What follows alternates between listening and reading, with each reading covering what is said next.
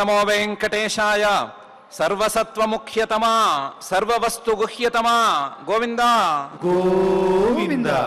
స్వయం భిదా హీన పరోసి మాయయా భిదాంచ భీతే సృజసీహ కారణం అకారణా కార్య నిజ ప్రకాశతః ద్వితీయమర్థం దయయా నివర్తయ అని మహత్తమ హృదంతర నిరంతర నివాసి అయిన శ్రీనివాస పరమాత్మని భేదబుద్ధిని పోగొట్టవలసిందిగా ప్రార్థించుకుంటూ శ్రీశుకులవారు ఉపదేశం చేసిన శ్రీమద్ భాగవతం యొక్క అధ్యయన కార్యక్రమాన్ని ప్రారంభించుకుందాము.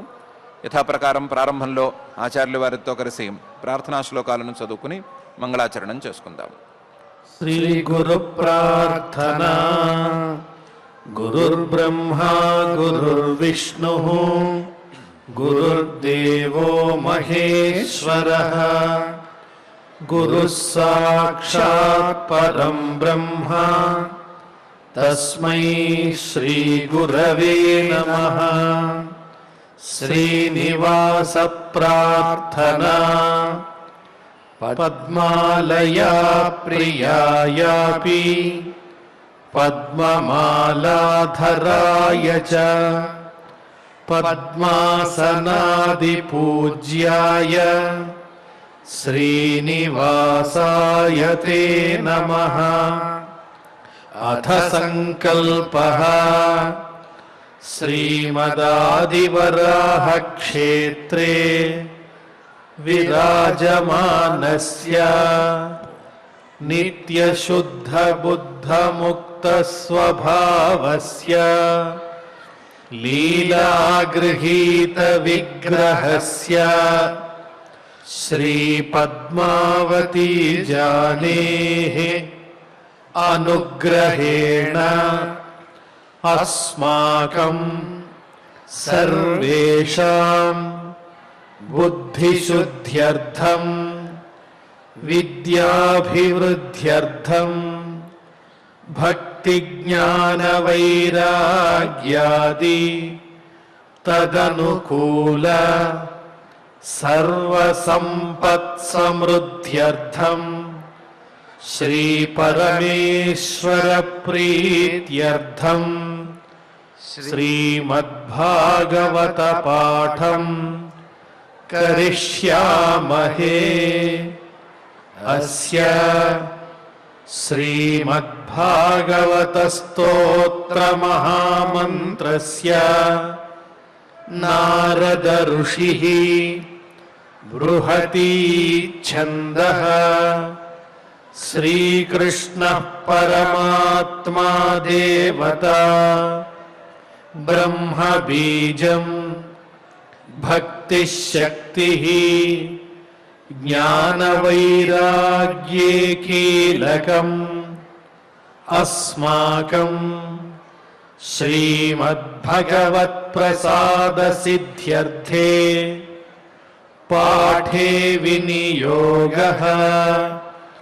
ధ్యానం నారాయణాఖ్యపరసేతు సమాప్తిహేతుం వ్యాసప్రసూతశుకనావికభావకోలాం సంసారసాగరగభీరతయాతు భీతాః నామం సమారుహత భాగవతం సుయోగ్యాం. శ్రీ గురుభ్యో నమః.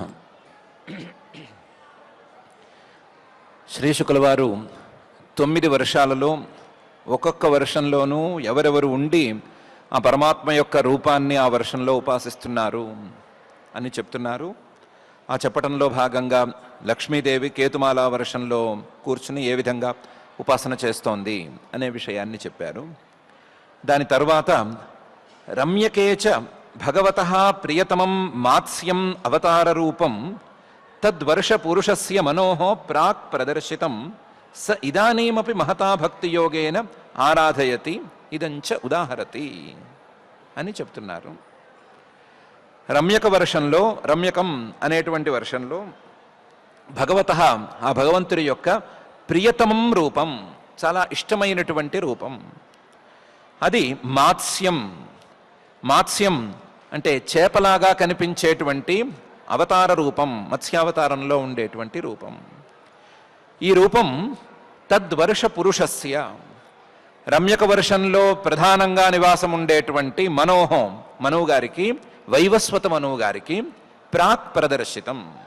ప్రాక్ చాక్షుషమన్వంతరం పూర్తయి వైవస్వత మన్వంతరం ప్రారంభం కావలసిన ఉన్నటువంటి వేళలో ఆయన చూపించాడు. ప్రియతమం మాత్స్యం అవతార రూపం తద్వర్ష పురుషస్య మనోహ ప్రాక్ ప్రదర్శితం. సహా ఆ మనువు గారు, వైవస్వత మనువు గారు, ఇదానీమపి ఇప్పటికీ కూడా అక్కడే కూర్చుని మహతా భక్తి యోగేన చాలా భక్తిగా ఆరాధయతి, ఆ రూపాన్ని ఆరాధిస్తూ ఉన్నాడు.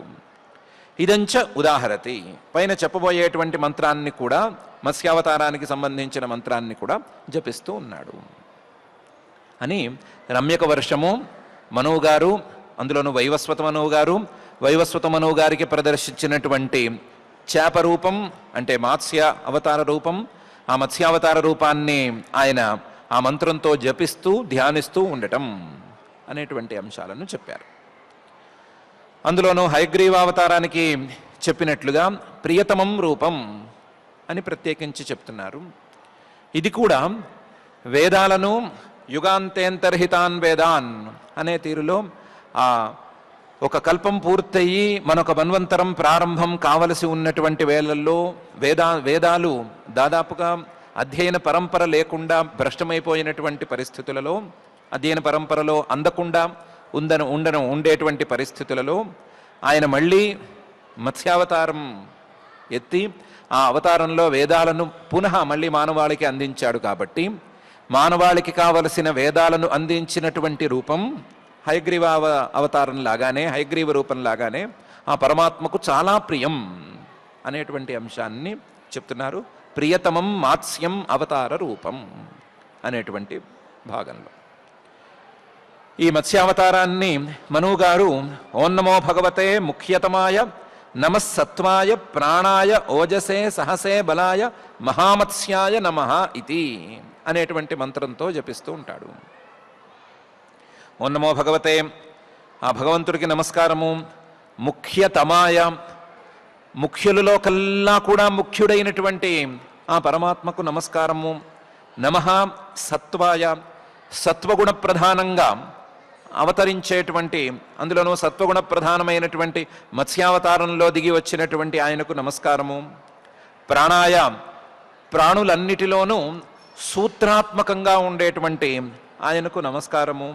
ఓజసే సహసే బలాయ, ప్రాణులలో ఉండేటువంటి మనశ్శక్తి రూపంలోనూ, ప్రాణులలో ఉండేటువంటి ఇంద్రియ శక్తి రూపంలోనూ, ప్రాణులలో ఉండేటువంటి దేహశక్తి రూపంలోనూ ఉండేటువంటి ఆయనకు నమస్కారము. స్థూలంగా కనిపించటానికి మహామత్స్యాయ, గొప్ప చేపగా ఒక పెద్ద చేప అవతారంలో వచ్చినటువంటి ఆయనకు నమః ఇతి, నమస్కారము అని చెప్తున్నాడు. ఇందులో పరమాత్మ తాలూకు, ఆ శ్రీహరి తాలూకు స్థూలంగా కనిపించేటువంటి రూపాన్ని, మత్స్య రూపాన్ని దాన్ని స్పృశిస్తున్నాడు. సూక్ష్మంగా ఉండేటువంటి అంతర్యామి రూపాన్ని, అంతకంటే సూక్ష్మంగా ఉండేటువంటి ప్రాణ రూపాన్ని కూడా స్పృశిస్తున్నాడు. ముఖ్య తమాయ ప్రాణాయ అని చెప్తున్నాడు. మనిషి శరీరంలో లేదా మనిషి జన్మలో అతి ప్రధానమైనది ప్రాణం అయితే, మనిషికి ముఖ్యం ప్రాణం అయితే, ఆ ప్రాణం తాలూకు సూక్ష్మ స్వరూపం లేదా ఆ ప్రాణం తాలూకు సమష్టి రూపంలో ఉండేటువంటి ముఖ్య ప్రాణుడు ఇంకా ముఖ్యమైనటువంటి వాడు. అందువల్ల ఆయనకి ముఖ్యతమః ప్రాణః అని పేరు వచ్చింది. ఆ ప్రాణ సమష్టి ప్రాణ రూపంలో ఉండేటువంటి సూత్రాత్మ అనే పేరులో ఉండేటువంటి ఆయనకు నమస్కారము అని ఒకవైపు చెప్తున్నాడు. ఆ ముఖ్యతమైనటువంటి ప్రాణుడు లోపల ఉండి, లోపల బయట కూడా ఉండి, లోపల ఉన్నట్లు తెలియకుండా లోపల అంతటినీ నియంత్రిస్తూ ఉంటాడు. కాబట్టి అంతర్యామి స్వరూపాన్ని కూడా కాస్తంత సూచన చేస్తున్నాడు. సూచన చేస్తూ సూత్రాత్మగా, అంతర్యామిగా, స్థూల రూపంలో మహామత్స్యంగాను కనిపించేటువంటి ఆయనకి నమస్కారము అని చెప్తున్నాడు.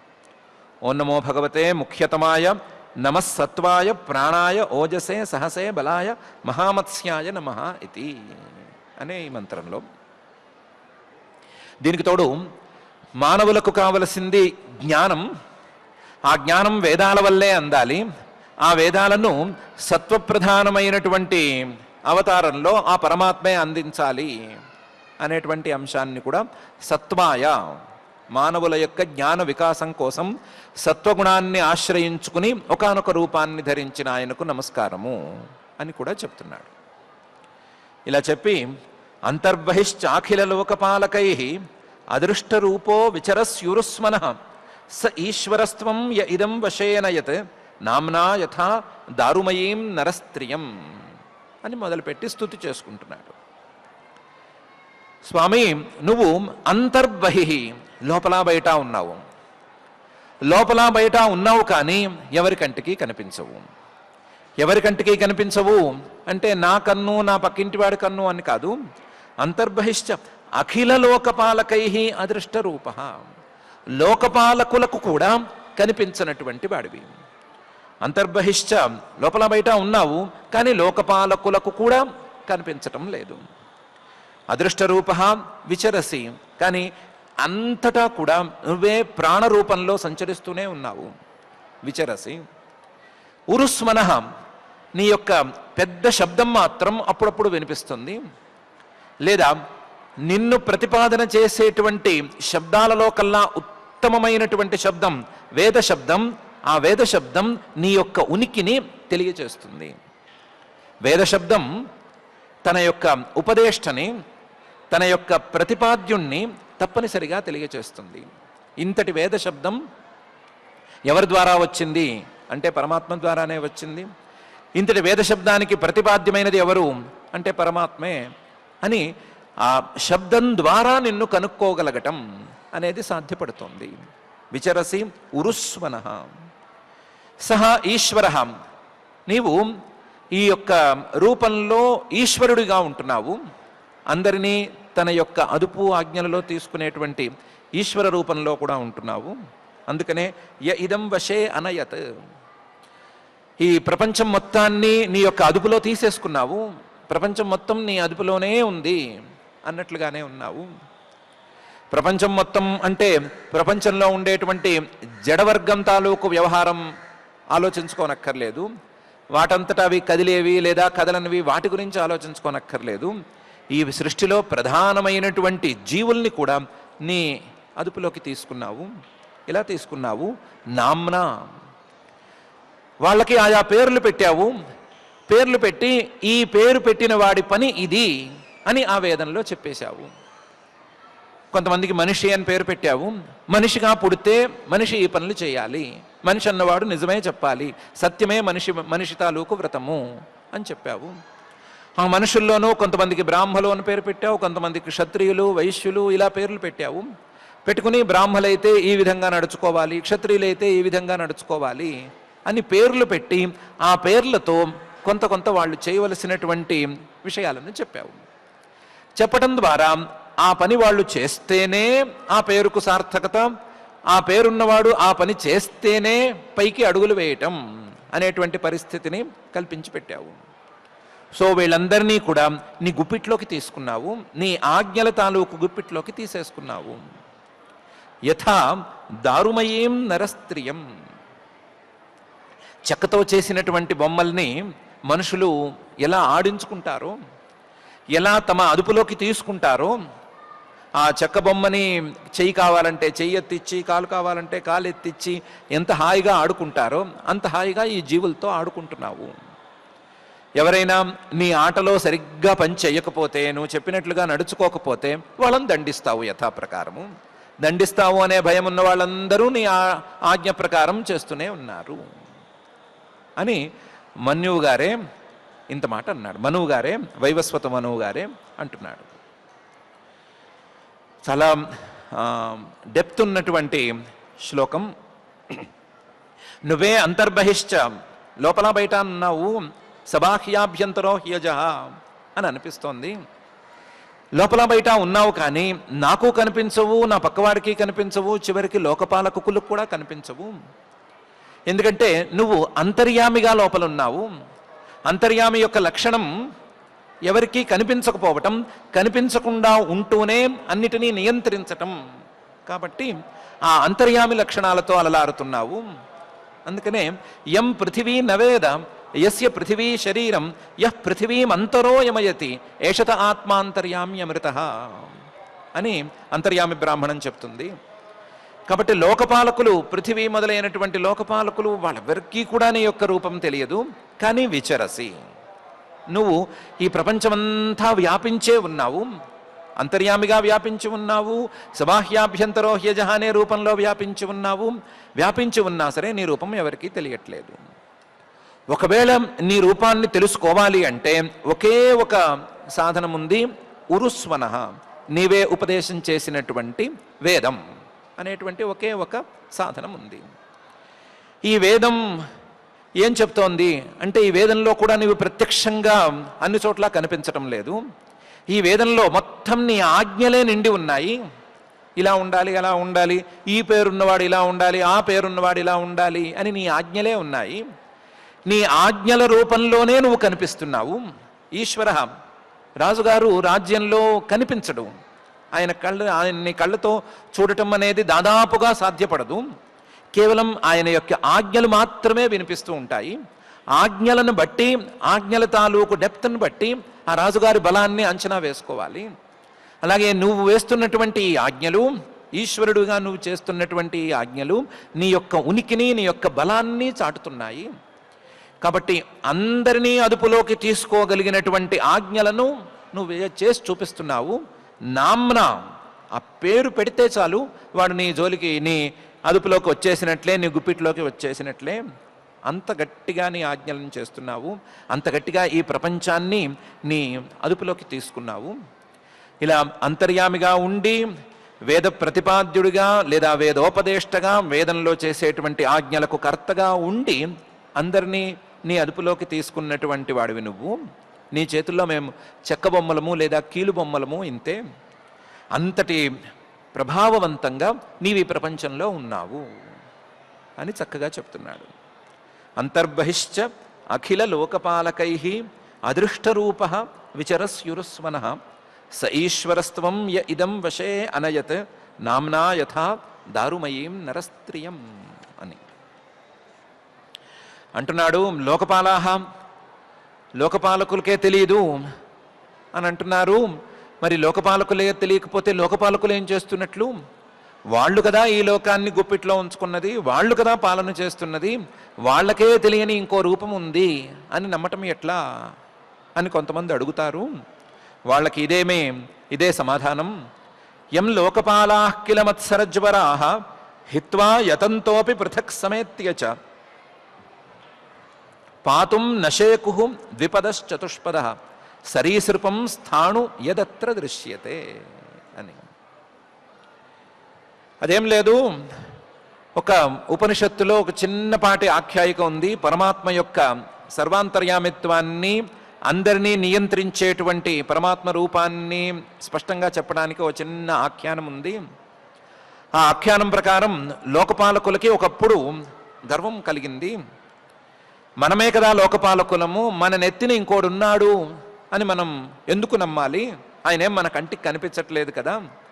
కంటికి కనిపించినప్పుడు మనం ఆయన ఉన్నాడని ఎందుకు నమ్మాలి? మనమే లోకపాలన చేసేస్తే పోలా అని అనిపించి యం లోకపాలాః కిల, ఆ పరమాత్మను వాళ్ళు లేరు అని అనుకుని, మామూలు భాషలో లేడు అని అనుకుని, కిల మత్సరజ్వరాత్, ఆయన మీద మాత్సర్యంతో ఆయనే ఎందుకు గొప్పవాడవ్వాలి, మేమెందుకు కాకూడదు అనేటువంటి అభిప్రాయంతో హిత్వా, ఆయన్ని వదిలేసేసి యతంతః ప్రయత్నం చేశారు.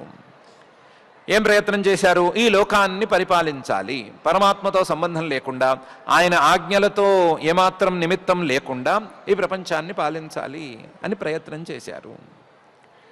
దాన్ని తా అహింసత అహముక్తమస్మి అనేటువంటి చోట వేదంలో చెప్పింది. వాళ్ళందరూ కూడా కూర్చుని ఒక్కొక్కసారి విడివిడిగా ఈ ఆలోచనలు చేసుకున్నారు. విడివిడిగా ఆలోచనలు చేసుకుని పరిపాలన చేద్దామని మొదలు పెడితే పాతుం నశేకుహు, పృథక్ ఎవరికి వారు చేసుకున్న ఈ ఆలోచనలకు తగ్గట్టుగా మా పరిధిలో ఉండే వాటిని మేము పాలించుకోవాలి అని అనుకున్నారు. పాతుం నశేకు, పాలించలేకపోయారు. ఇలా కాదు, మనలో యూనిటీ కావాలి అని అనుకుని సమేత్య అందరూ కలిశారు. కలిసి మళ్ళీ పాలన చేద్దాము అని మొదలుపెట్టారు. మొదలు పెడితే సమేత్యచ పాతుం నశేకు, సమేత్య అందరూ కలిసినా కూడా, కలిసికట్టుగా 8 మంది కూర్చున్నా సరే ఈ లోకపాలన వాళ్ళు చేయలేకపోయారు. అంతకు ముందైతే ఏముంది ఈ లోకంలో పరిపాలన చేయడానికి? 2 కాళ్ళ జంతువులు, 4 కాళ్ళ జంతువులు, ద్విపద చతుష్పద. 2 కాళ్ళ జంతువులు ఒక రకంగా మాట వింటాయి, 4 కాళ్ళ జంతువులు ఇంకో రకంగా మాట వింటాయి అనే అనుకున్నారు. లేదా కాళ్ళు లేని జంతువులు అనుకుంటే సరీసృపం, పొట్టతో పాకేటువంటి జీవులు, ఇంతే కదా. పోనీ పాకే జీవులు కావు, నడిచే జీవులు కావు అంటే స్థాణు, కదలకుండా ఉండేటువంటివి, ఇంతే కదా. లేదు ఇలా ఇది అది అని వద్దు అంటే యదత్ర దృశ్యతే, మనకు కనిపించేదే కదా, కనిపించని ప్రపంచం అంటూ లేదు. ఇలా కనిపించే ప్రపంచాన్ని మనం ఏం పాలన చేయలేకపోతాము అని మొదట్లో అనుకున్న వాళ్ళు పృథక్ విడిగానూ చేయలేకపోయారు, సమేత్య కలిసికట్టుగాను చేయలేకపోయారు. చివరికి వాళ్లే అనుకున్నారు, ఇది నిజం, మనం ఒక్కళ్ళమే కానీ లేదా మనందరం కలిసి కానీ ఈ ప్రపంచాన్ని పాలించలేము. మన నెత్తిన సర్వాంతర్యామి అనే ఒక ఆయన ఉన్నాడు, మనతో సహా అందరినీ పాలించగలిగినటువంటి వాడు. ఆయన బలం ఇస్తేనే మనం పాలన చేయగలము, ఆయన బలం ఇవ్వకపోతే పాలన చేయలేము అని అనుకున్నారు. లోకపాలకులు మాత్రమే చాలు, లోకపాలకుల పైన ఇంకోడెందుకు అనే మాత్సర్యం లోకపాలకులకు వస్తేనే పని జరగలేదు అంటే, ఆ పాలనలో కింద ఉండేటువంటి వాళ్ళకి ఈ మాత్సర్యం రావడానికి వీలే లేదు కదా. అందుకని లోకపాలకులు ఉన్నట్లుగానే ఆ పాలకులకు కూడా మరొక పాలకుడు, సర్వపాలకుడు ఒక ఆయన ఉన్నాడు అని నమ్మి తీరాలి అని తెలుస్తోంది అని చెప్తున్నాడు. యం లోకపాలా కిల మత్సరజ్వరా హిత్వా యతంతోపి పృథక్ సమేత్య చ పాతుం నశేకుర్ద్విపదశ్చతుష్పద సరీసృపం స్థాణు యదత్ర దృశ్యతే అని వైవస్వత మనువు గారు చెప్తున్నారు. ఎంత లోకపాలకుడైనా, ఎంత సర్వపాలకుడైనా సరే ఆయన తాలూకు ఉనికి మనకు తెలియాలి అంటే ఆయన చేసే పని మనకు కొంచెమైనా తెలియాలి కదా. ఆయన చేసే పని మీద కొంతైనా అవగాహన రావాలి కదా. ఎవరు పని చేసినా ఆయనే పని చేయిస్తాడు అని చెప్పుకోవటం ద్వారా సరిగ్గా అవగాహన రాదు కదా. అంటే దానికే పై మాట చెప్తున్నాడు. భవాన్ యుగాంతార్ణవ ఊర్మిమాలిని క్షోణీమిమాం ఓషధి వీరుధాం నిధిం మయా సహ ఉరుక్రమ తేజ ఓజస తస్మై జగత్ ప్రాణగణాత్మనే నమః ఇది. నీ యొక్క ఉనికి సందేహించాల్సిన ఉనికి కాదు. ఎప్పుడైనా అవసరమైతే నువ్వు దిగిరావటం అనేది కద్దు. దానికి నేనే సాక్ష్యము, నేనే కళ్ళారా చూశాను. భవాన్ నువ్వు యుగాంతార్ణవే, ఒక మన్వంతరం పూర్తయి, ఆ యుగాల సమూహం పూర్తయి మొత్తం భూమి మొత్తం లేదా ఈ సృష్టి మొత్తం, సృష్టిలో కొంత భాగమైనా సరే నీళ్లతో నిండిపోయి అబ్బో పెద్ద సముద్రం వల్లే మారిపోయి యుగాంతార్ణవే, యుగాంతంలో వచ్చేటువంటి పెద్ద సముద్రంలాగా సృష్టి మొత్తం మారిపోతే, మనకు కనిపించే సృష్టి మొత్తం మారిపోతే, అందులో ఊర్మిమాలిని చాలా ఎవరూ భరించలేనంత పెద్ద పెద్ద అలలు కొట్టేస్తూ ఉంటే, అలాంటి అలలతో ఉండేటువంటి యుగాంతంలో వచ్చే సముద్రంలో ఈ భూమిని చక్కగా కాపాడావు. క్షోణీం ఇమాం, ఈ భూమిని ఓషధి వీరుధాం నిధిం, ఓషధులు అంటే పంటలు, వీరుతులు అంటే చెట్లు, వీటికి నిధిగా ఉండేటువంటి ఈ భూమిని, నిధిం మయా సహా, ఈ భూమికి పాలకుడైనటువంటి నాతో సహా, ఉరుక్రమ తేజ చాలా గొప్ప ప్రభావంతో, ఓజస చాలా గొప్ప బలంతో నువ్వు రక్షించావు. ఎలా రక్షించావు అంటే, ఈ భూమిని ఒక సేఫెస్ట్ ప్లేస్కి తీసుకెళ్ళి లేదా ఈ భూమి మీద ఉండేటువంటి విత్తనాలను, లేదా ఈ భూమి మీద ఉండవలసినటువంటి కర్మలకు కావలసిన జ్ఞానాన్ని అందించేటువంటి వేదాలను, ఆ వేదాలను సంరక్షించేటువంటి మహర్షులను, పాలకుడైనటువంటి నన్ను అందరినీ తీసుకెళ్ళి ఒకచోట జాగ్రత్తగా పెట్టి మళ్ళీ సంప్రదాయం తిరిగి ప్రారంభమయ్యేలాగా చేసి నువ్వు రక్షించావు కదా. ఆ రక్షించడం నేనే కళ్ళారా చూశాను కదా. కాబట్టి నీ ఉనికిలో సందేహం అనేది అక్కర్లేదు. భవాన్ యుగాంతార్ణవం ఊర్మిమాలిని క్షోణీమిమాం ఓషధి వీరుధాం నిధిం మయా సహ ఉరుక్రమ తేజ ఓజస. నువ్వు ఇలా సంరక్షించావు కాబట్టి తస్మై జగత్ ప్రాణగణాత్మనే నమః. ఆ రోజు నువ్వు లేకపోతే, ఆ రోజు గనక నువ్వు పూనుకోకపోతే ఈ భూమిలో ఉండేటువంటి విత్తనాలు ఇవన్నీ కూడా నీళ్ళలో కలిసిపోయి ఉండేవి. సంప్రదాయం అంతా కూడా లుప్తమైపోయి ఉండేది. నువ్వు పూనుకున్నావు కాబట్టే మళ్ళీ సంప్రదాయం మళ్ళీ పునః ప్రవృత్తమైంది. నువ్వు పూనుకున్నావు కాబట్టే భూమి మళ్ళీ ఈ విధంగా కనిపిస్తోంది. నీవు ప్రాణగణాత్మ, ఈ ప్రాణులందరిలోకి అంతర్యామివిగా ఉన్నావు కాబట్టే, ప్రాణుల్లోనూ సృష్టిలోనూ సూక్ష్మ రూపంగా నువ్వు సంచరిస్తున్నావు కాబట్టే, ఎప్పుడైతే ఈ సృష్టి తాలూకు ఉనికికి కాస్తంత కష్టం ఏర్పడుతుందో అప్పుడు దిగగలుగుతున్నావు. ఏ పాయింట్లో రావాలో చూసుకుని సరిగ్గా అదే పాయింట్లో వచ్చి నుంచోగలుగుతున్నావు. ఏ స్థితిలో నీ యొక్క అవసరం ఉందో తెలుసుకుని ఆ స్థితిలో నువ్వే వస్తున్నావు. లేకపోతే కథ నడిపించనిస్తున్నావు. కాబట్టి జగత్ ప్రాణగణాత్మనే, ప్రాణాలను కూడా నియంత్రించే, ప్రాణరూపమైనటువంటి సూక్ష్మ సూత్రాత్మను కూడా నియంత్రించేటువంటి సర్వాంతర్యామివి నువ్వు అని చెప్పడానికి ఇంతకంటే వేరే ఏ ఉదాహరణ కావాలి? ప్రాణగణాత్మనే తస్మై నమః. నిన్ను నమస్కరించుకోవాలే కానీ, నీకు నమస్కారం చేసుకోవాలే కానీ నువ్వు ఉన్నావా లేవా అనేటువంటి ప్రశ్న వేసుకోకూడదు. అదొక పిచ్చి ప్రశ్న అని వైవస్వత మనో గారు అంటున్నారు. భవాన్ యుగాంతార్ణవ ఊర్మిమాలిని క్షోణీమిమాం ఓషధి వీరుధాం నిధిం మయా సహ ఉరుక్రమ తేజ ఓజస తస్మై జగత్ ప్రాణగణాత్మనే నమః అనే ఈ శ్లోకంలో, ఈ నమస్కార శ్లోకంలో. ఇది వైవస్వత మనోగారు, ఆ మనోగారు నివాసం ఉండేటువంటి వర్షం, ఆయన చేసేటువంటి ఉపాసన, ఆయన చూసిన రూపం, ఆ రూపాన్ని ఆయన స్తుతి చేసుకునేటువంటి విధానం అనే దానికి చెందిందైతే, హిరణ్మయేపి అని హిరణ్మయ వర్షంలో కూడా భగవంతుడు తన యొక్క రూపంతో నివసిస్తూ ఉంటాడు. ఆయన్ని అక్కడ ఉండేటువంటి వాడు ఒక ఆయన ఉపాసన చేస్తూ ఉంటాడు అని పైన చెప్తున్నారు.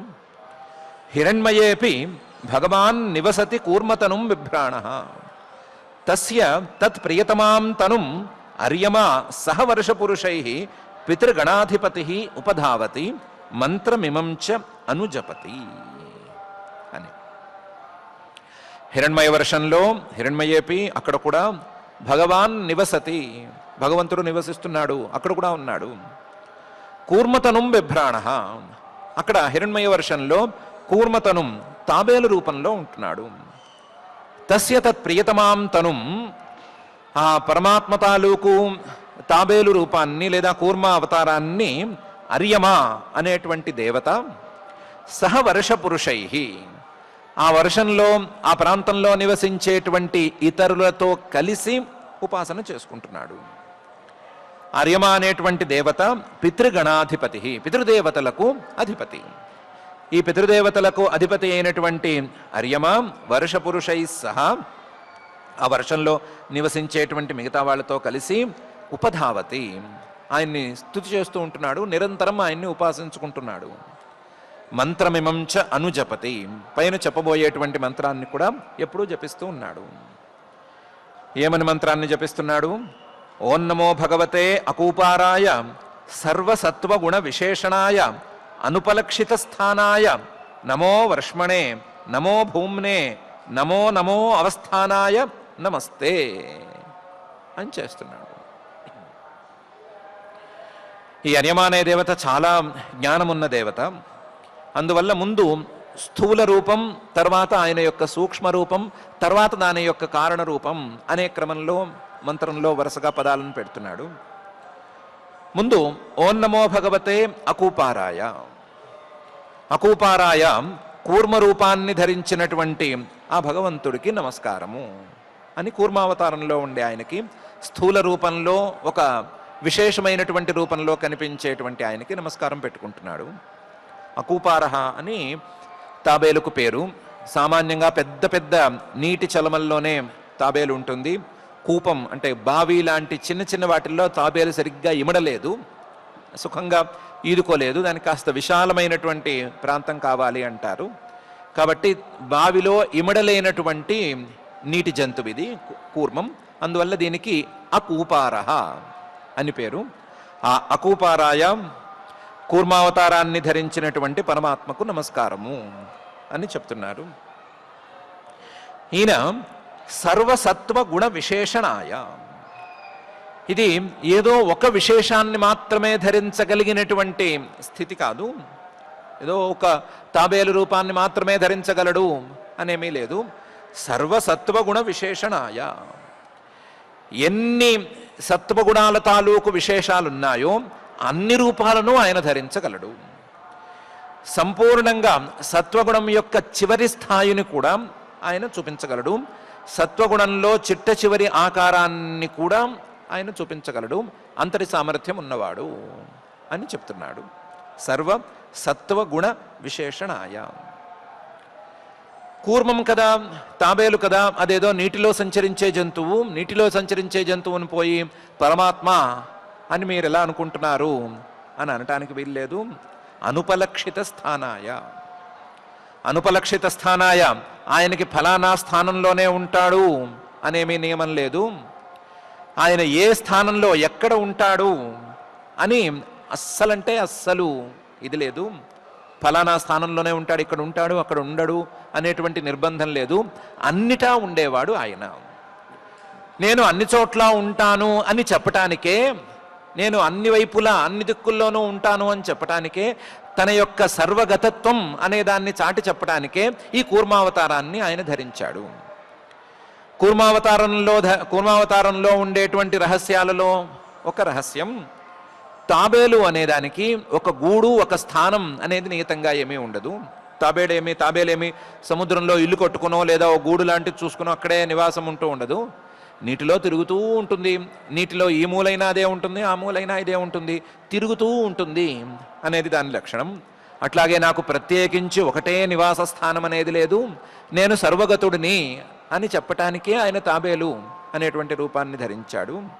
కాబట్టి అనుపలక్షిత స్థానాయ, తాబేలులాగా ఈయనకు కూడా నియతమైనటువంటి ప్రదేశం లేదు, అన్ని చోట్ల ఈయనే ఉంటాడు. తన యొక్క సర్వగతత్వాన్ని చూపిస్తున్నాడు. నమో వర్ష్మణే, ఆయన అందరికంటే పెద్దవాడు. కొంచెం తాబేలు ఎక్కువ కాలం జీవిస్తుంది అంటారు. తాబేలు 100-150 సంవత్సరాలు కూడా జీవించే అవకాశం ఉంది అంటారు. అలా 100-150 సంవత్సరాలు జీవించేటువంటి తాబేలులాగా, పెద్ద తాబేలులాగా అందరికంటే పెద్దవాడు, అన్నిటికంటే ముందు ఉండేటువంటి వాడిన నమో వర్ష్మణే, అలాంటి వాడికి నమస్కారము. నమో భూమ్నే, అన్నిటికంటే ముందు ఉండటం మాత్రమే కాదు, అన్నిటా వ్యాపించి ఉండేటువంటి వాడు, వ్యాపకుడు ఆయన. నమో భూమ్నే. నమో నమో అవస్థానాయ, ఆయన అన్నిటికీ ఆధారంగా పనికొస్తాడు. ఆయన ఏ వస్తువును ఆశ్రయించుకుని ఉండడు, అన్నిటికీ అన్ని వస్తువులకి ఈయనే ఆశ్రయము. అలాంటి అవస్థానాయ నమస్తే, అలాంటి వాడికి నీకు నమస్కారము అని చెప్తున్నాడు. అందులో అకూపారాయ అని ముందు స్థూల రూపాన్ని చెప్పాడు. అకూపారాయ అంటే ఏదో ఒక స్థూల రూపం మాత్రమే కాదు, అన్ని స్థూల రూపాలను ధరించగలిగినటువంటి కెపాసిటీ నీ దగ్గర ఉంది అని సర్వసత్వ గుణ విశేషణాయ అని చెప్పాడు.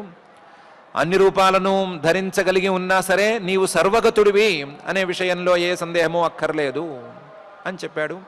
సర్వగతాయ లేదా నీ యొక్క ప్రమాణం చాలా పెద్దది, చూడగలగాలే కానీ నీ యొక్క పరిమాణం చాలా చాలా గొప్పది అని స్థూల రూపంలో ఉండేటువంటి చివరి మజిలీని కూడా చెప్పాడు. చెప్పి నమో వర్ష్మణే అనేటువంటి దీంతో అన్నిటికంటే ముందుండేవాడివి కాబట్టి నీవు కారణస్వరూపుడివి అని కూడా చెప్పాడు. కారణానివి కాబట్టి సూక్ష్మానివి అని చెప్పాడు. ఈ కారణత్వంతో కూడా సంబంధం లేనటువంటి అవస్థానాయ అన్నిటికీ ఆశ్రయంగా ఉండేవాడివి నువ్వు అని దాన్ని కూడా చెప్పాడు. చెప్పి దానికంటే సూక్ష్మాతి సూక్ష్మమైనటువంటి భూమినే వ్యాపకుడివి, లేదా ఏ వస్తువుతోనూ సంబంధం లేనటువంటి వైశాల్యం ఉన్నవాడివి అని భూమస్వరూపాన్ని కూడా చెప్పాడు. ఈ విధంగా స్థూల కారణ సూక్ష్మాతి సూక్ష్మ రూపాలను అన్నిటినీ చెప్పి ఈ మంత్రాన్ని, చక్కటి మంత్రాన్ని ఈయన అర్యమ అనేటువంటి దేవత చెప్తున్నాడు. ఓం నమో భగవతే అకూపారాయ సర్వసత్వగుణ విశేషణాయ అనుపలక్షిత స్థానాయ నమో వర్ష్మణే నమో భూమ్నే నమో నమోవస్థానాయ నమస్తే అనేటువంటి ఈ మంత్రంలో చెబుతూ 3 శ్లోకాలలో పరమాత్మను స్తుతి చేసుకుంటున్నాడు. యద్రూపమేతన్ నిజమాయయార్పితం అర్థస్వరూపం బహురూపరూపితం సంఖ్యా నయస్యాస్తి అయథోపలంబనాత్ తస్మై నమస్తే అవ్యపదేశ రూపిణే అనే మొదటి శ్లోకంలోనూ తర్వాత కూడా చాలామంది పరమాత్మ ఉన్నాడా లేదా, కంటికి కనిపించని పరమాత్మను ఒప్పుకోవాలా ఒప్పుకోక్కర్లేదా అనే ప్రశ్నలు వేస్తూ ఉంటారు. కానీ పరమాత్మ కనిపించడం ఎందుకు? పరమాత్మ ఉన్నాడు అనటానికి ఎన్నో సాక్ష్యాలు ఉండగా పరమాత్మ కంటికి కనిపించాల్సిన అవసరం ఏముంది? ఆయన కంటికి కనిపించేటువంటి వాడు కాడు అని చెప్తూ ఉండగానే కంటికి కనిపించకపోతే లేడు అని ఎలా అంటారు? ఆయన ఉన్నాడు అనటానికి ఎన్నో సాక్ష్యాలు ఉన్నాయి. అందులో యద్రూపమేతత్, మనకు కనిపించేటువంటి, మనకు స్థూలంగా కంటికి కనిపించేటువంటి పృథివీ మొదలైనటువంటి రూపమే దానికి సాక్ష్యం. ఈ పృథివీ మొదలైనటువంటి రూపం అర్థ స్వరూపం. మనం కావాలి కావాలి కావాలి అని పరిగెత్తేటువంటి అర్థస్వరూపం, మనం కోరుకునేటువంటి ఈ పృథివీ మొదలైనటువంటి రూపం, ఇది ఒక్కటే చాలు పరమాత్మ ఉన్నాడు అని చెప్పడానికి. ఎలా పరమాత్మ ఉన్నాడు అని ఈ పృథివీ స్వరూపం తెలియచేస్తుంది అంటే నిజమాయయా అర్పితం. ఈ పృథివీ ఎక్కడి నుంచి వచ్చింది? ఈ పృథివీకి మూలమేంటి? ఈ పృథివీకి మూలమే ఒకటి ఉంటే దాని మూలమేంటి? దాని మూలమేమిటి? సర్వమూలమేమిటి అనే ప్రశ్నలు వేస్తే, సర్వమూలాలు మూల ప్రకృతి అయితే, సర్వానికి మూలం మూల ప్రకృతి అయితే, ఆ మూలాన్నే నియంత్రించేటువంటి వాడు ఎవరు అంటే పరమాత్మే కదా తేల్తాడు. ఏ వస్తువైనా తయారైంది అంటే దానికి ముడిసరుకు కావాలి అనేటువంటి నిర్బంధం ఉన్నట్లుగానే దాన్ని తయారు చేసేటువంటి వ్యక్తి కూడా ఉండాలి కదా. ఆ వ్యక్తి చేతనంగా ఉండి తీరాలి కదా. చేతనుడు ఈ పృథివీ మొదలైనటువంటి మనం అనుభవించేటువంటి వస్తువులను తయారు చేసేవాడు ఒక ఆయన ఉన్నాడు అని చూస్తే తెలిసిపోతుంది కదా. మనం వస్తువులను చూస్తేనే తెలిసిపోతుంది కదా. మనం ఏమైనా ఒక వస్తువుని, గిన్నెని, కొండని, ఇంకో దాన్ని వాడుకుంటూ ఉంటే దీన్ని మ్యానుఫ్యాక్చర్ చేసిన వాడు ఒక మనిషి ఉన్నాడు అని తెలుస్తుంది కదా. అలాగే ఈ సృష్టి మొత్తం తాలూకు మ్యానుఫ్యాక్చరర్ ఒక ఆయన ఉన్నాడు, ఆయనే పరమాత్మ అని తెలిసిపోతుంది కదా. యద్రూపమేతత్ నిజమాయయా అర్పితం. నిజమాయయా ఆయన యొక్క మాయా రూపంతో ఈ మొత్తం కనిపించేటువంటి సృష్టి మొత్తం తయారైంది. అర్పితం తయారైంది, అర్పితం కంటికి కనిపిస్తోంది కూడాను. ఆ పరమాత్మ తాలూకు చైతన్య ప్రభావం లేనిదే ఈ సృష్టిలో ఉండేటువంటి ఏ రూపం కనిపిస్తుంది, ఏ రూపం తెలియవస్తుంది? కాబట్టి ఆయన యొక్క చైతన్య స్వరూపం కావచ్చు, ఆయన యొక్క కారణత్వం కావచ్చు, ఆయన యొక్క ఉనికిని తెలుపుతున్నాయి కదా. యద్రూపమేతన్ నిజమాయయార్పితం అర్థస్వరూపం. ఇది ఎదురుకుండా ఉంటే, ఇంత స్పష్టంగా కనిపిస్తూ ఉంటే, మనకు కనిపించే వస్తువు తాలూకు కారణం లేదా దీన్ని వెలిగించే ప్రకాశ స్వరూపం అనేది ఒకటి ఉండాలి అని తెలుస్తూ ఉంటే ఎవరైనా పరమాత్మ ఉన్నాడా లేదా అని ఎలా అడుగుతారు? బహురూపరూపితం. పోనీ ఈ వస్తువు ఏమైనా ఒకటి ఉందా? లేదు, ఎన్నో వస్తువులు ఉన్నాయి. బహురూపరూపితం, ఎన్నో వస్తువులు రూపాలను మార్చుకుంటూ పోతున్నాయి. ఎన్నో వస్తువులు చూడ్డానికి చెట్టుగా కనిపించింది, దాన్ని కత్తిరిస్తే చెక్కముద్దలా కనిపించింది. చెక్కముద్దలా కనిపించినటువంటి అదే వస్తువు కాస్త చెక్కితే బొమ్మలా అయింది. బొమ్మలా కనిపించిన అదే వస్తువు కాలిస్తే బూడిదయింది. రూపాలను మార్చుకుంటూ ఒకే వస్తువు కనిపిస్తోంది. అలా రూపాలను మార్చుకుంటూ పోతున్నటువంటి వస్తువులే ఎన్నో ఉన్నాయి, కోకొల్లలుగా ఉన్నాయి. బహురూపరూపితం, ఇన్ని కోకల్లులుగా రూపాలను మార్చుకునేటువంటి రూపాలుండే ఈ వస్తువులన్నీ కనిపిస్తూ ఉంటే ఈ వస్తువుల్లో ఒక్క రూపాన్ని చూసినా పరమాత్మ ఉనికి తెలియటం లేదా? బహురూపరూపితం. ఇదేనా ఒకటి రెండు ఉన్నాయా? లేవు. సంఖ్య నయస్య అస్తి. కనిపించే రూపాలకు సంఖ్య అనేది లేనే లేదు. ఎవ్వరూ దీని తాలూకు సంఖ్యను లెక్కగట్టలేరు. అనంతంగా ఉన్నాయి. అనంతంగా ఎందుకున్నాయి అనటానికి ఇంకొక కారణం కూడా ఉంది. ఇవి చాలా ఉన్నాయి అని మాత్రమే కాదు, ఆయథోపలంబనాత్. ఇవేమీ శాశ్వతంగా లేవు, ఇవేమీ నిజంగా లేవు, నిజంగా ఉన్నట్లు తెలియటం లేదు. సంఖ్యా నయస్యాస్తి ఆయథోపలంబనాత్. ఎడారికి వెళ్ళాడు, దాహంగా ఉంది, దూరం నుంచి చూస్తే ఎండమావి కనిపించింది.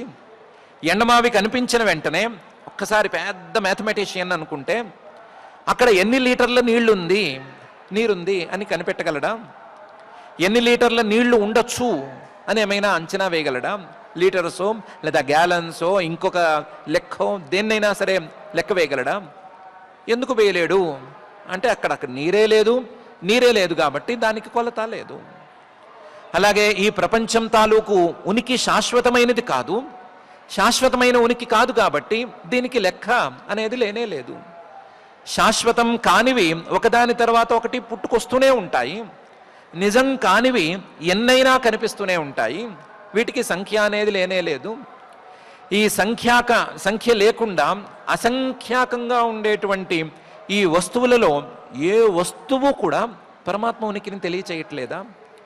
ఏ వస్తువు కూడా తనంతట తాను ఎందుకు తెలియటం లేదు? ఇంకొక ప్రభావం ఉంటేనే ఎందుకు తెలుస్తోంది అని అనిపించటం లేదా? ఎవరు ఆలోచించటం లేదా? ఆలోచిస్తే ఈ సృష్టిలో ఒక్కొక్క వస్తువు కూడా ఆ పరమాత్మ యొక్క ఉనికిని తెలియచేస్తాయి. సంఖ్యానయస్యాస్తి అయథోపలంబనాత్ తస్మై నమస్తే. ఈ సృష్టిలో ఏ వస్తువును పట్టుకున్నా ఆ వస్తువు తాలూకు కారణంగాను ఆ వస్తువు తాలూకు ప్రకాశకంగాను నిలిచేటువంటి నీకు తస్మై నమస్తే, నమస్కారం నేను చేసుకుంటున్నాను. అవ్యపదేశ రూపిణే. నోటితో చెప్పలేకపోవచ్చు, కంటికి కనిపించకపోవచ్చు, సరిగ్గా ఇదమిత్తంగా నిర్ణయించలేకపోవచ్చు నిన్ను, కానీ నీ ఉనికి ప్రతి వస్తువు ద్వారా కూడా తెలుసుకోవడానికి వీలుగానే ఉంది. ఏ వస్తువుని చూసినా నీ ఉనికే నాకు తెలుస్తోంది అని ఆ ఆర్యమా అనేటువంటి గొప్ప దేవత అంటున్నాం. యద్రూపమేతన్ నిజమాయయార్పితం అర్థస్వరూపం బహురూపరూపితం సంఖ్యా నయస్యాస్తి అయథోపలంబనాత్ తస్మై నమస్తే అవ్యపదేశ రూపిణే అనే ఈ శ్లోకంలో. ఇంకా కూడా దీని లోతుకు దిగిన కొద్దీ చాలా గొప్ప గొప్ప అర్థాలున్నాయి. లోతుకు దిగిన కొద్దీ తవ్విన కొద్దీ ఊరేటువంటి విషయాలు ఎన్నెన్నో ఉన్నాయి. వాటన్నిటితో కలిసిన ఈ శ్లోకంలో స్తుతి చేస్తూ జరాయుజం స్వేదజమండజోద్భిదం చరాచరం దేవర్షి పితృభూతమైంద్రియం ద్యౌః ఖం క్షితిః శైల సరిత్ సముద్ర ద్వీపగ్రహర్క్షేత్యభిధేయః ఏకః అని పై శ్లోకంలో చెప్తున్నాడు. అసంఖ్యాకంగా ఉండేటువంటి ఈ సృష్టిలో ఉండే రూపాలు ఒకే కారణం నుంచి వచ్చినాయి అని చెప్తే అర్థమేమిటి? ఒకే మట్టి ముద్ద, ఆ మట్టి ముద్ద నుంచి కొన్ని కుండలు తయారు చేశారు, కొన్నేమో పిడతలు తయారు చేశారు, కొన్ని ప్రమిదలు తయారు చేశారు, కొన్ని వేరు రకాల వస్తువులను తయారు చేశారు. ఒకే మట్టి ముద్ద నుంచి అసంఖ్యాకంగా ఎన్నెన్నో వస్తువులు తయారవుతున్నాయి అంటే అర్థమేమిటి? అంటే అన్ని వస్తువుల్లోనూ ఉన్నది ఒకే మట్టి ముద్ద అనే కదా అర్థం. అలాగే అసంఖ్యాకంగా ఉండేటువంటి ఈ సృష్టిలోని వస్తువులన్నీ నీ ద్వారానే వస్తున్నాయి అంటే అర్థం ఏంటి? నువ్వు ఒక్కడివే ఉన్నావు అని అర్థం. జరాయుజం కనిపించేది, జరాయుజం మానవులు లేదా పశువులు లాంటి శరీరాలు పుట్టడానికి వీలైనటువంటి జరాయుజం, గర్భవేష్టన పుటకం అంటారు, దాని ద్వారా కనిపించేటువంటి శరీరం. స్వేదజం చెమట లాంటి నీటిల్లోంచి పుట్టేటువంటి చిన్న చిన్న పురుగుల తాలూకు శరీరం. అండజం పక్షుల తాలూకు శరీరం, పక్షి, పాము మొదలైన వాటి శరీరం, ఉద్భిదం భూమిని చీల్చుకుని పుట్టేటువంటి వృక్షాలు మొదలైన వాటి శరీరం. ఇందులో చరం, అచరం, కదిలే శరీరం, కదలని శరీరం. అందులోనూ దేవ, ఋషి, పితృ, భూతం, ఐంద్రియం. దేవతల తాలూకు శరీరము, ఋషుల తాలూకు శరీరము, పితృదేవతల తాలూకు శరీరము, భూతాల తాలూకు శరీరము, ఐంద్రియం ఇంద్రియాలకు తెలిసే శరీరము, ఇంద్రియాలకు తెలియని శరీరము. ఇలాంటి రకరకాల శరీరాలు ఉన్నాయి. ద్యౌహు పైన మూడో లోకంగా ఉండేటువంటి ద్యులోకం ఉంది. ఖం ఆకాశం ఉంది. క్షితి భూమి ఉంది. శైల, సరిత్ సముద్ర, పర్వతాలు ఎన్నెన్నో కొండలున్నాయి, సరిత్ నదులున్నాయి, సముద్రం ఉంది లేదా సముద్రాలున్నాయి, 7 సముద్రాలు, ద్వీపాలు, ఆ సముద్రాల మధ్యలో ద్వీపాలున్నాయి, ఆకాశంలోనేమో గ్రహాలున్నాయి, వృక్షాలు అంటే నక్షత్రాలున్నాయి. ఇవన్నీ కూడా ఎక్కడి నుంచి వచ్చాయి? వీటి తాలూకు భేదాలు ఎక్కడి నుంచి మొదలైనాయి అంటే, భేదాలన్నీ కూడా, భిన్నంగా కనిపించేటువంటి పదార్థాలన్నీ కూడా ఒక దగ్గర నుంచే మొదలైనాయి. ఒక దగ్గర నుంచే, ఒక పరమాత్మ రూపం నుంచే పుట్టుకొచ్చాయి అంటే అభిధేయ అన్నిటికీ కారణంగా ఉండే వేరు వేరు పేర్లను తెచ్చుకున్నటువంటి ఒకే ఒక రూపం ఏకహ. నువ్వు ఒక్కడివే, నీవే ఆ పరమాత్మవు. వేరువేరు వస్తువుల్లాగా, పాత్రలాగా కనిపించేటువంటి ఆయా విశేషాల తాలూకు మూలం మట్టి ముద్ద అయినట్లుగా, వేరువేరు శరీరాలుగాను లేదా వేరువేరు ద్వీపాలు, నీళ్లు, వేరువేరు లక్షణాలున్నవి అనే తీరులో కనిపించేటువంటి వీటన్నిటికీ, ఈ భేదాలన్నిటికీ మూలమైనది నీ యొక్క రూపమే, నీ యొక్క ఐక్య స్వరూపమే అని చెప్తున్నాడు. జరాయుజం స్వేదజం అండజోద్భిరం చరాచరం దేవ ఋషి పితృభూతం ఐంద్రియం ద్యౌహు ఖం క్షితి శైల సరిత్ సముద్ర ద్వీప గ్రహ వృక్ష ఇది అభిధేయ ఏకః అనే శ్లోకంలో. చూడ్డానికి ఏదో ఆ పదాలు ఈ పదాలు కలిపి చివరికి ఏకః అని చెప్పినట్లుంది. కానీ చాలా ప్రధానమైన విషయాలను రెండింటిని చెప్తున్నాడు. ఒక విషయం, చాలా భేదాలు కనిపించే తీరు ఉంటే ఉండొచ్చు, వేరువేరుగా వస్తువులు కనిపిస్తూ ఉండవచ్చు. వేరువేరుగా కనిపించేటువంటి వస్తువుల వెనక తప్పనిసరిగా ఏకస్వరూపం అనేది ఉండి తీరాలి. ఉదాహరణ మనం చెప్పుకున్నాము, దాని ప్రకారం చూసినా ఏకస్వరూపం అని ఉండాలి. ఇంకో కోణంలోంచి ఆలోచించుకుంటే, భేదం అనేది ఎప్పుడు పుట్టుకొస్తుంది? భేదం, తేడా ఉంది, వేరువేరుగా ఉంది అనే మాట ఎప్పుడు పుట్టుకొస్తుంది అంటే, ఈ భేదంతో సంబంధం లేని ఒకే స్వరూపం అనేది ఉంటే, అభిన్న స్వరూపం అనేది ఒకటి ఉంటే ఇది పుట్టుకొస్తుంది. లేకపోతే దీని యొక్క సందర్భమే రాదు, దీని యొక్క అవసరమే రాదు. కాబట్టి భేదం కనిపిస్తోంది అంటేనే ఈ భేదాలకు మూలమైనటువంటి అభిన్న స్వరూపం ఒకటి ఉండి తీరాలి అని తెలుస్తోంది. కాబట్టి భేదాలకు మూలమైనటువంటి, సమస్త భేదాలకు మూలమైనటువంటి అభిన్న స్వరూపం ఏకః అని పిలవవలసినటువంటి అభిన్న స్వరూపం అది నువ్వే. ఆ అభిన్న స్వరూపానికే నమస్కారము అని ఒక ప్రధానమైన విషయం చెప్తున్నాడు. రెండో విషయాన్ని సూచనప్రాయంగా వెల్లడిస్తున్నాడు. మానవుల బుద్ధులు, మానవుల తాలూకు ఆలోచనలు భేదం వైపు పరుగులు పెడుతున్నాయి. భేదం వైపే మానవుల యొక్క బుద్ధి పూర్తిగా అంకితమైపోయింది. ఈ భేదాల తాలూకు మూలమైనటువంటి అభిన్న స్వరూపం వైపు మానవుల బుద్ధి వెళ్ళదు. మానవుల యొక్క బుద్ధి సహజంగానే భేదం వైపే పరుగులు పెడుతుంది. భేదం ఉంటేనే మానవుల బుద్ధి ప్రారంభమవుతుంది. తర్వాత మానవులు పెట్టే భేదాలు అవన్నీ వేరే సంగతి. అసలు భేదం అనేది ఉంటేనే మానవుల యొక్క బుద్ధి పనిచేస్తుంది. మానవుల యొక్క బుద్ధి భేదం వైపు పరుగులు పెట్టి ఏం చేస్తోంది అంటే ఇబ్బంది పడుతోంది. భేదం వైపు పరుగులు పెట్టినటువంటి మానవుల బుద్ధి తన ఇబ్బందిని ఆపుకోవాలి అంటే, ఇబ్బంది పడకుండా ఉండాలంటే ఏం చేయాలి? భేదానికి మూలమైనటువంటి అభిన్న స్వరూపాన్ని పట్టుకోవాలి. అందువల్లే తస్మై అభిధేయ ఏక అని చెప్పి తస్మై నమస్తే అవ్యపదేశ రూపిణే అని చెప్తున్నాడు.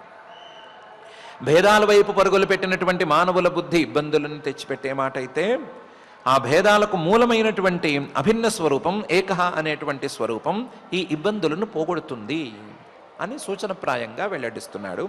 ఈ రెండు శ్లోకాలను కలిపి జాగ్రత్తగా చూసుకుంటే అయథోపలంబనాత్ లాంటి వాటన్నిటినీ కూడా వరుసగా పెట్టుకుంటే ఈ సూచన అనేది చక్కగా తెలుస్తుంది.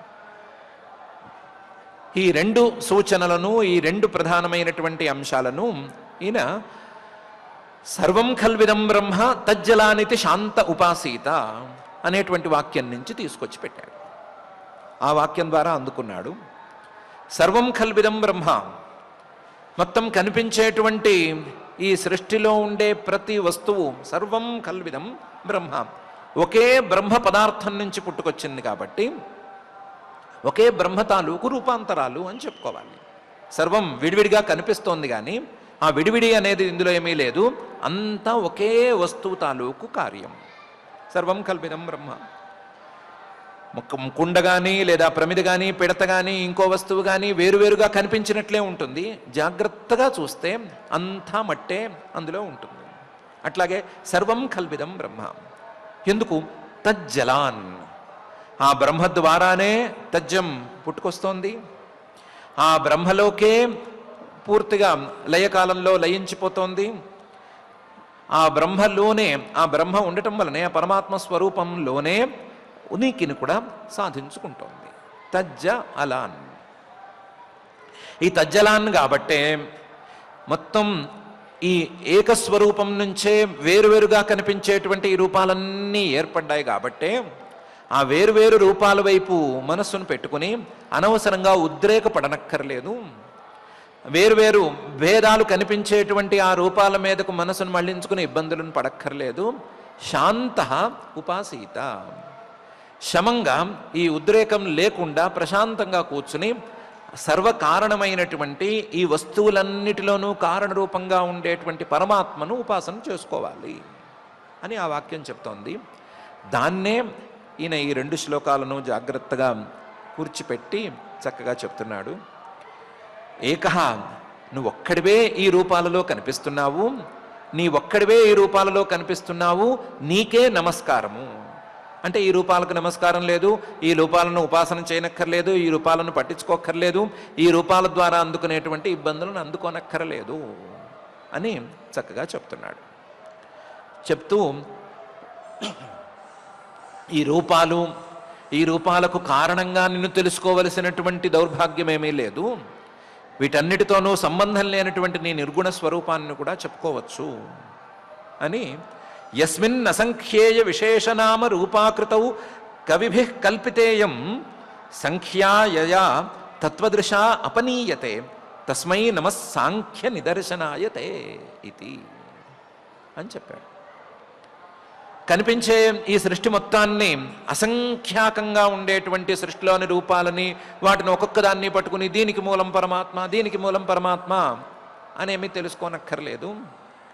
యస్మిన్ అసంఖ్యేయ విశేష నామ రూపాకృతౌ, అసంఖ్యేయమైనటువంటి విశేష నామాలు, పేర్లు, అసంఖ్యేయమైనటువంటి రూప విశేషాలు, వేరువేరు రూపాలు, అసంఖ్యేయమైనటువంటి వేరువేరు జాతులు, ఇవన్నీ ఆయనలోనే కదా ఉన్నాయి, అక్కడి నుంచే వచ్చినాయి అంటున్నారు కదా. కవిభిః కల్పిత ఇయం. కవిభిః, ఇందులో కొంతమంది మేధావులు ప్రవేశించి ఇంత అసంఖ్యేయమైనటువంటి రూపాలను ఉపదేశం చేస్తే ఈ రూపాలను లెక్క పెట్టుకోవటంతోనే ఈ రూపమా ఆ రూపమా, ఇది మిగిలిందా అది మిగిలిందా అని చూసుకోవటంతోనే కాలం గడిచిపోతోంది, అసలు పరమాత్మ రూపం అందటం లేదు అని ఆ సంఖ్యని కుదించేందుకు ప్రయత్నం చేశారు కదా. కవిభిః కల్పిత ఇయం సంఖ్య. దాన్ని సంఖ్యను కుదించేసేసి మొత్తం 24 పదార్థాలున్నాయి, 24 రకాలున్నాయి, 24 కాక 25వ వాడు పరమాత్మ అని చెప్తున్నారు కదా. సంఖ్య కవిభిః కల్పిత. ఎలిమెంట్స్ అని కొంతమంది ఏదో 111 ఏదో కొంతమంది వర్ణించారు. కొంతమంది ఏమో 7 అన్నారు, కొంతమంది 6 అన్నారు, కొంతమంది ఉందన్నారు, కొంతమంది లేదన్నారు. ఇలా కాకుండా వీళ్ళందరిలోకి మహామేధావి అనేటువంటి ఆయన దిగు వచ్చి ఇది కాదు అది కాదు 24 అని స్థిరం చేసుకోండి అని చెప్పాడు కదా. అసంఖ్యేయమైనటువంటి రూపాకృతులు ఉండేటువంటి పరమాత్మను ఈ రూపాలను లెక్కగట్టుకోవటంలో పడిపోయి తెలుసుకోలేకపోతారేమో అనే భయంతో ఆయన చెప్పాడు. వాళ్ళు కూడా అలాగే చెప్పారు కదా. ఆ సంఖ్యను కూడా యయా తత్వదృశ అపనీయతే, ఆ సంఖ్యను కూడా తత్వజ్ఞాని అనేవాడు పట్టించుకోనక్కర్లేదు. తత్వజ్ఞాని ఈ సంఖ్యను లెక్క పెట్టనే పెట్టడు. పరమాత్మను మాత్రమే చూడగలిగినటువంటి తత్వజ్ఞాని పరమాత్మతో వచ్చినటువంటి అయథోపలంభనాత్ శాశ్వతం కానటువంటి లేదా నిజం కానటువంటి వస్తువుల తాలూకు సంఖ్యలను పరిగణలోకి తీసుకోడు కదా. వాటిని చూడవలసిన కర్మేం పట్టింది, వాటిని చూడవలసిన దౌర్భాగ్యం ఏం పట్టింది, వాటి ద్వారానే పరమాత్మ యొక్క ఉనికిని సాధించుకోవలసినటువంటి పరిస్థితి ఏం దాపురించింది అని అనుకుని తత్వజ్ఞానిగా, తత్వాన్ని అందుకున్నటువంటి వాడిగా నేనే ఉన్నాను కదా, నేనే ఉన్నాను, నా యొక్క వాస్తవ స్వరూపం ద్రష్టనైనటువంటి నా యొక్క వాస్తవ స్వరూపం అనేది లేకుండా, నాకు వాస్తవంగా ఇంకొక రూపం అనేది లేకుండా ఇవన్నీ ఎలా కుదురుతాయి, అసలు ఏమన్నీ ఉన్నాయి అనే మాట ఎందుకు, నేనున్నాను కదా, నాకు వాస్తవ స్వరూపం ఉన్నట్లే కదా అని నిర్ణయించుకుంటున్నాడు కదా. సాంఖ్య నిదర్శనాయ, నా యొక్క వాస్తవ స్వరూపం సమ్యక్ జ్ఞానం, కేవలం జ్ఞానస్వరూపం అని తేల్చుకుంటున్నాడు కదా. ఎన్నెన్నో పరీక్షలు చేసుకుని తేల్చుకుంటున్నాడు కదా. తేల్చుకుంటే ఎదురుకుండా ఉండే రూపం ఎందుకు, చూసే నేనున్నాను కదా, నా యొక్క రూపమే ఒకటి నిలవాలి కదా, నా యొక్క రూపమే శాశ్వతంగా ఉండాలి కదా, ఆ శాశ్వతమైన రూపానికే కదా పరమాత్మ అని పేరు, ఆ వాస్తవ స్వరూపానికే కదా పరమాత్మతత్వం అని పేరు అని దాన్నే నిదర్శనంగా పెట్టుకున్నాడు కదా. ఆ సమ్యజ్ఞానాన్నే నిదర్శనంగా పెట్టుకుని తన యొక్క వాస్తవ స్వరూపాన్ని సులభంగా సాధించుకోగలుగుతున్నాడు కదా. మిగతా రూపాలను పట్టుకుని వాటిని బట్టి పరమాత్మను అందుకోవలసినటువంటి దౌర్భాగ్యం ఏముంది అని అనుకుంటున్నాడు కదా. అలాంటి తస్మై నమః సాంఖ్య నిదర్శనాయ, పరమార్థ జ్ఞాన రూపంలో ఉండేటువంటి నీకు నమస్కారము. వస్తువుల తాలూకు ఉనికితో సంబంధమే లేనటువంటి, వస్తువులతో సంబంధం లేనటువంటి పరిశుద్ధ జ్ఞాన స్వరూపంగా ఉండేటువంటి నీకు నమస్కారము అని అర్యమ అనేటువంటి దేవత చెప్తున్నాడు. ఆ పరమాత్మను తెలుసుకోవటానికి బాహ్యమైన వస్తువులనే ఆశ్రయించాలి అని ఎవరూ భ్రమపడద్దు. బుద్ధి అటువైపు మళ్ళటమే అలవాటుగా చేసుకుంది కాబట్టి ఆ అలవాటులో భాగంగా బుద్ధిని కాస్తంత సరిచేయటానికి ఆ మార్గం ఉందేమో కానీ అది సరియైన మార్గం కాదు. అసలు ఆ వస్తువుల్ని చూసేది ఎవరు అనే ప్రశ్నతో మొదలుపెట్టుకుని దానికి సమాధానం నేనైతే నేనెవరు అని మొదలుపెట్టుకుని దానికి సమాధానంగా తెలుసుకోవలసిందే పరమాత్మ యొక్క తత్వం. వస్తువుల తాలూకు సంఖ్య అసలు చూస్తే అసంఖ్యాకంగా ఉంది. దాన్ని ఎవరైనా కుదించినా 24కు వచ్చినా రావచ్చు, 7 రావచ్చు, 4 రావచ్చు, ఎన్నైనా రావచ్చు. ఇష్టమైతే 4 చేయొచ్చు, 3 చేయొచ్చు, ఏమైనా చేసుకోవచ్చు, లేదా 2 అని మార్చుకోవచ్చు, ఏం చేసినా చేసుకోవచ్చు. ఆ వస్తువులు, దాని తాలూకు సంఖ్య ఇవన్నీ కావు.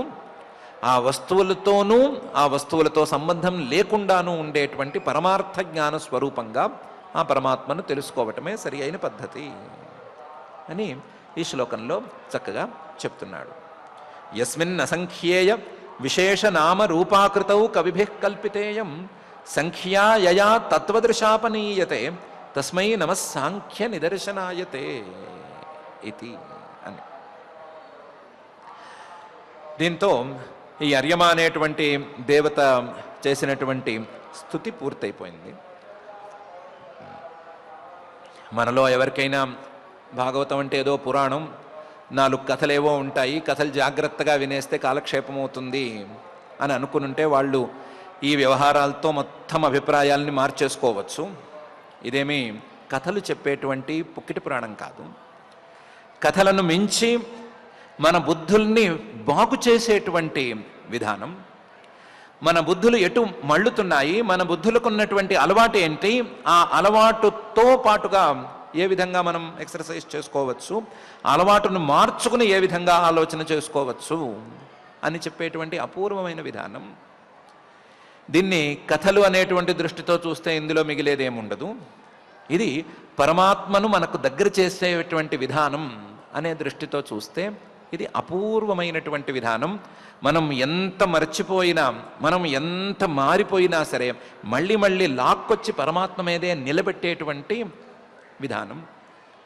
ఈ విధానంలోనే అర్యమ అనేటువంటి దేవత చెప్పినటువంటి ఈ బాహ్య రూపాలు, ఆ రూపాలతో పరమాత్మను గుర్తించే విధానము, ఆ రూపాలతో సంబంధం లేకుండా ఆంతరజ్ఞాన రూపంగా పరమాత్మను గుర్తించేటువంటి విధానము, ఇది చక్కగా ఉంది. అంతకుముందు మనువు గారు చెప్పినటువంటి సర్వాంతర్యామిగా ఉంటూ అందరినీ తన గుప్పిట్లోకి తీసుకునే వేదోపదేష్ట, అందరినీ తన ఆజ్ఞలతో లాగేసేటువంటి వేదోపదేష్ట అనేటువంటి రూపము చక్కగా ఉంది. అంతర్బహిశ్చాఖిల లోకపాలకై అదృశ్య రూప విచరసి ఉరుస్వన అనేటువంటి మాట చక్కగానే ఉంది. అంతర్యామి స్వరూపంగా అర్థం చేసుకున్నా చేసుకోవచ్చు, ఆ దారిలో వెళ్ళి ఆయన్ని కనిపెట్టచ్చు. కారణ రూపంలో ఆ దారిలో వెళ్ళి కనుక్కోవచ్చు, లేదా ఆంతర ప్రకాశ రూపంలో ఈ దారిలో వెళ్ళి కనుక్కోవచ్చు. ఏ దారిలో వెళ్ళి కనుక్కున్నాం, ఎటు వెళ్ళినా సరే పరమాత్మే అందేటువంటి అపూర్వమైన విధానం ఈ విధానం. ఈ విధానాన్ని మనం ఇంకా చాలా భక్తి శ్రద్ధలతో, ఇంకా చాలా ఇంట్రెస్ట్తో, శ్రద్ధతో అధ్యయనం చేయవలసిన అవసరం ఉంది. కథలు ఎలాగో వింటూనే ఉన్నాము, కథలు చదువుకుంటూనే ఉన్నాము, ఎక్కడ చూసినా కథలే, ఎక్కడ చూసినా రకరకాల కథలే, కొత్త కథలు, పాత కథలు, కొత్త పాత కలిపి బ్లెండ్ చేసినవి, అందులోంచి ముక్క తీసి ఇందులోంచి ముక్క తీసి కలిపినవి, ఇవే చూస్తున్నాము. కథలు ఎంతకాలం వింటూ కాలక్షేపం చేస్తాము? కథలను మించిన పరమాత్మను, ఆ పరమాత్మను తెలుసుకునేటువంటి దారులను గురించి కూడా మనం వినాలి, ఆలోచించుకోవాలి, అధ్యయనం చేసుకోవాలి కదా. కాబట్టి ఈ అధ్యయనంలో మనం ఈ కాస్తంతసేపుని వినియోగించుకుందాము. ఈ కాస్తంతసేపు క్రమక్రమంగా పెరిగి ఆ పరమాత్మనే నిరంతరం ధ్యానించేటువంటి పరిపూర్ణమైనటువంటి పరిస్థితిని కూడా అందించవలసిందిగా ఆ మహత్తమ హృదంతర నిరంతర నివాసి అయిన శ్రీనివాస పరమాత్మని భక్తిగా ప్రార్థించుకుందాం. శ్రద్ధగా పారాయణ కార్యక్రమాన్ని ప్రారంభించుకుందాం. ఓం నమో వెంకటేశాయ.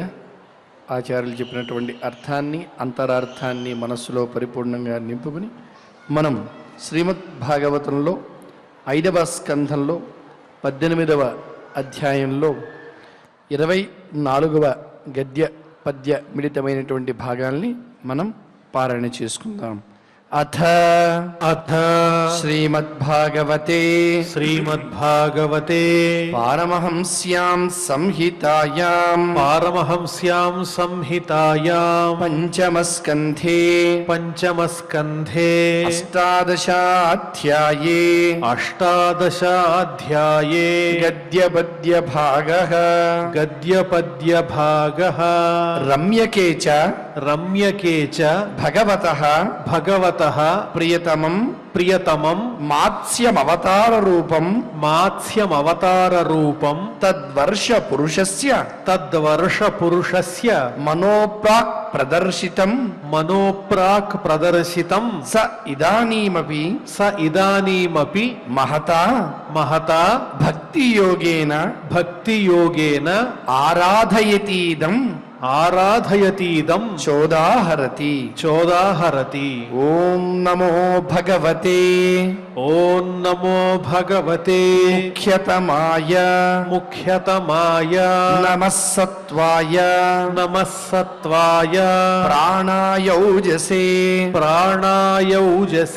సహసే బలాయ మహామత్స్యాయ నమ ఇతి అంతర్బహిశ్చాఖిల లోకపాలకైః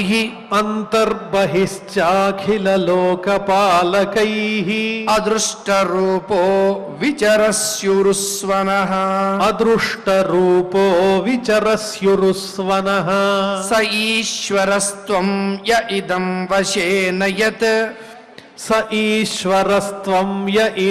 వశేన యత్ నామ్నా యథా దారుమయీం నరస్త్రియం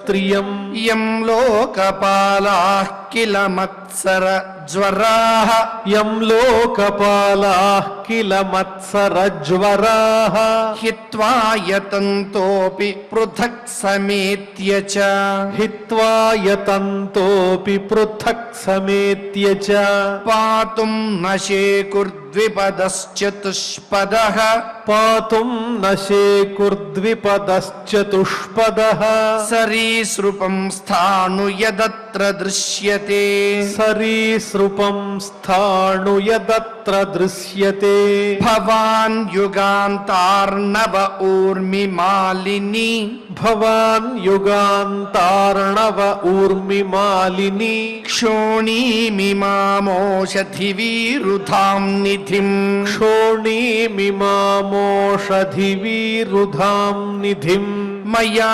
సహోరుక్రమతేజ ఓజసా మయా సహోరుక్రమతేజ ఓజసా తస్మై జగత్ ప్రాణగణాత్మనే నమ ఇతి తస్మై జగత్ ప్రాణగణాత్మనే నమ ఇతి హిరణ్మయేపి హిరణ్మయేపి భగవాన్ భగవాన్ నివసతి నివసతి కూర్మతనుం కూర్మతనుం బిభ్రాణస్తస్య బిభ్రాణస్తస్య తత్ప్రియతమాం తత్ప్రియతమాం తనుమర్యమా తనుమర్యమా సహవర్ష పురుషైః సహ వర్ష పురుషైః పితృగణాధిపతిః పితృగణాధిపతిః ఉపధావతి ఉపధావతి మంత్రమిమంచ మంత్రమిమంచ అనుజపతి అనుజపతి ఓం నమో భగవతే ఓం నమో భగవతే అకూపారాయ